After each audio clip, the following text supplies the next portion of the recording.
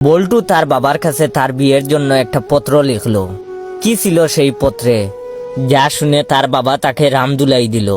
পত্রে লেখা ছিল, বরাবর বাবা যান। বিষয়, মায়ের কাজের সাহায্য করার জন্য একটি মেয়ে পাকাপাকিভাবে এই বাড়িতে আনার আবেদন। বাবা বিনীত নিবেদন, এই যে আমি আপনার হোটেলের একজন নিয়মিত বাকির কাস্টমার, মানে আপনার ছেলে। আমি বিগত 20-21 বছর যাবত আপনার হোটেলে নিয়মিত বাকি খেয়ে যাচ্ছি, সামনেও খাবো। এদিকে মা সারাদিন গড়ে একা একা কাজ করে, যাহা সন্তান হিসেবে আমি কিছুতেই মেনে নিতে পারি না। মায়ের কষ্ট দেখে শুধু মমতাজের সেই গানটা মনে পড়ে, ফাইটটা যায় বুকটা ফাইটটা যায়।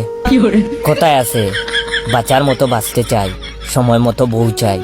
সুতরাং বাবার নিকট আমার আকুল আবেদন, এই যে মায়ের কষ্টের কথা চিন্তা করিয়া মায়ের কাজের সহায়তার জন্য একটা মিষ্টি দেখিয়া বউ আনিবেন আপনার ছেলের জন্য।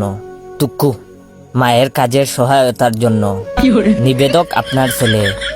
নাম তো আপনি জানেন। বাবা, আপনার চিঠির উত্তরের অপেক্ষায় রইলাম।